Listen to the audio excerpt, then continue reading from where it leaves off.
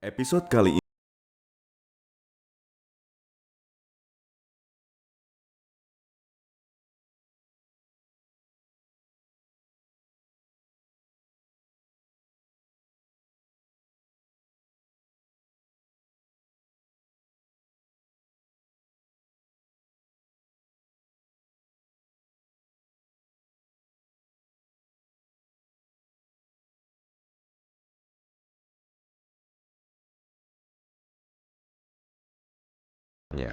Ya Rasulullah, siapa yang paling berhak memperoleh pelayanan dan persahabatanku?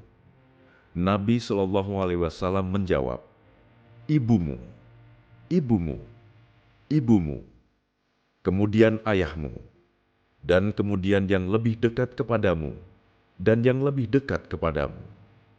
Cobalah bayangkan bagaimana repotnya ibu ketika mengandung selama kurang lebih 9 bulan. Kerepotan ibu, juga bapak, semakin bertambah ketika kita terlahir ke dunia, mulai dari merawat, memelihara, dan memberinya makan dan minum dengan penuh kasih sayang. Bagi orang tua tidak ada yang lebih berarti daripada sang anak yang baru saja dilahirkannya. Akan tetapi mereka akan sedih ketika harus melihatnya sakit. Maka Allah menempatkan berbakti kepada kedua orang tua di urutan kedua setelah ajaran menyembah kepada Allah Subhanahu wa Ta'ala.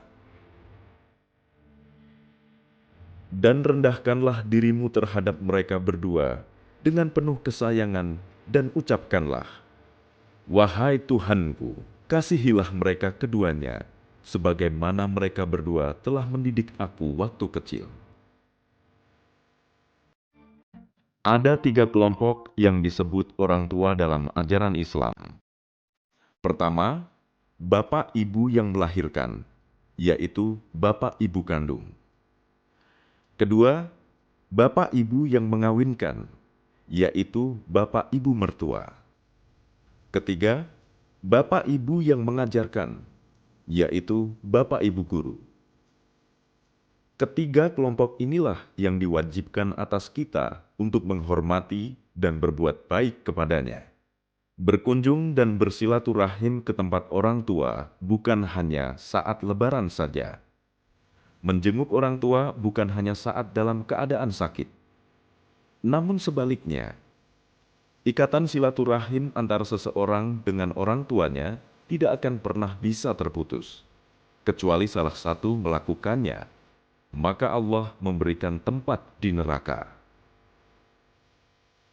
Maka apakah kiranya jika kamu berkuasa, kamu akan membuat kerusakan di muka bumi dan memutuskan hubungan kekeluargaan?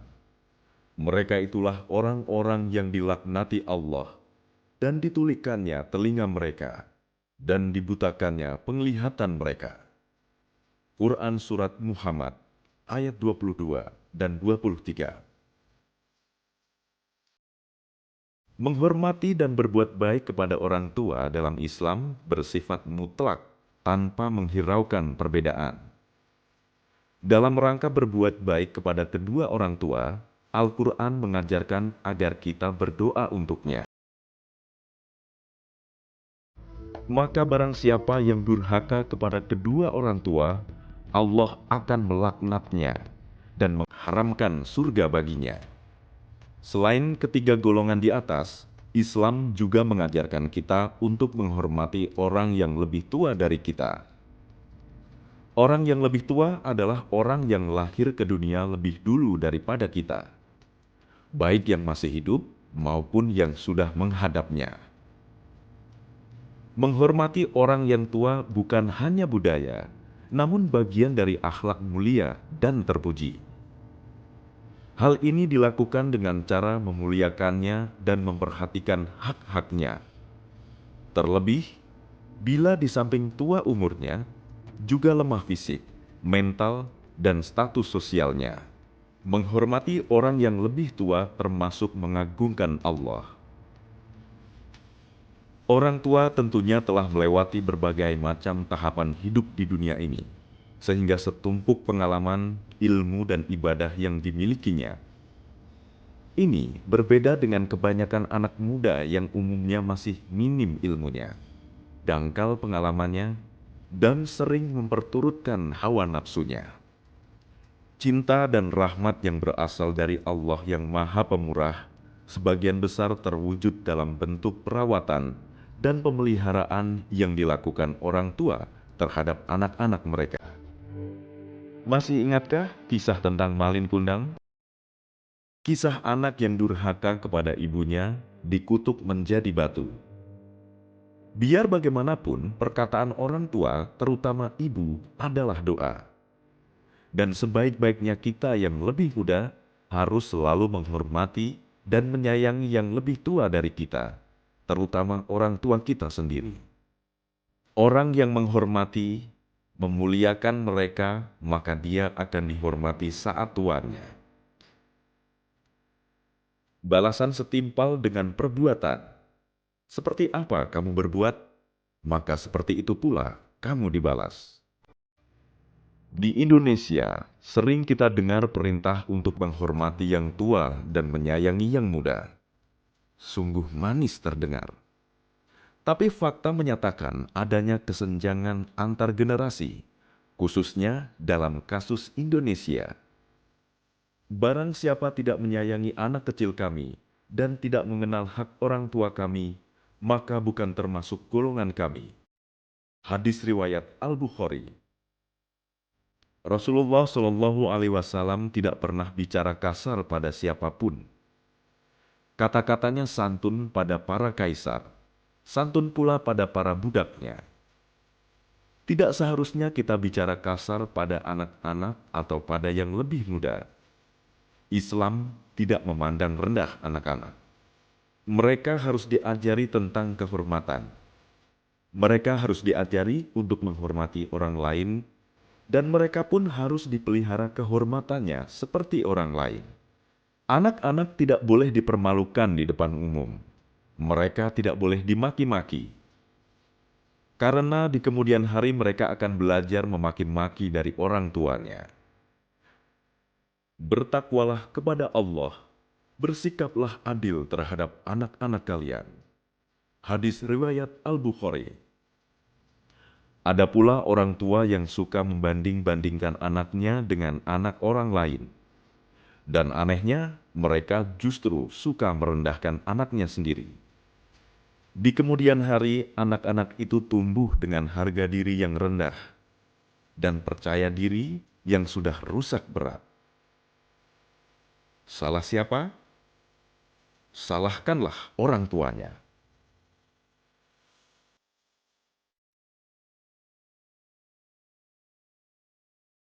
Belakangan ini seringkali kita dengar istilah bullying. Beberapa kasus bullying telah menimpa anak-anak di usia muda.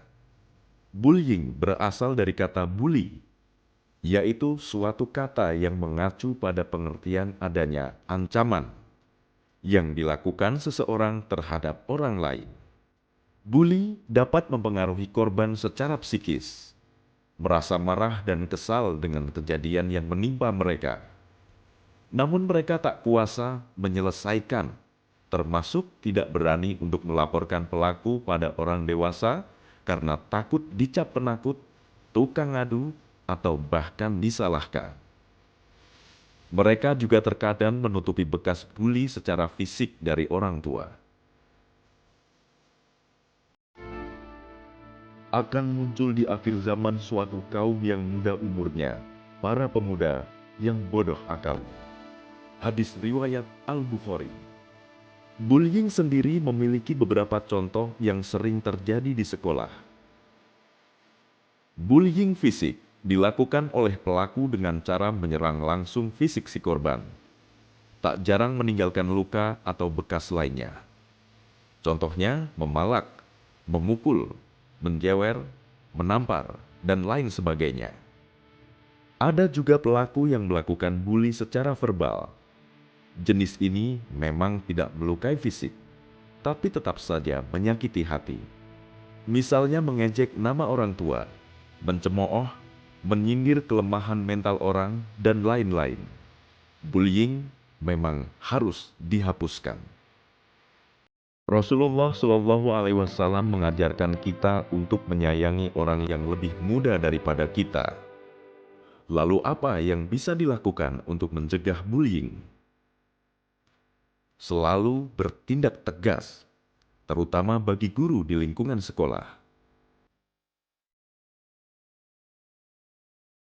Baiknya, orang tua terjun langsung dalam pemberian contoh yang baik bagi anaknya sejak dini.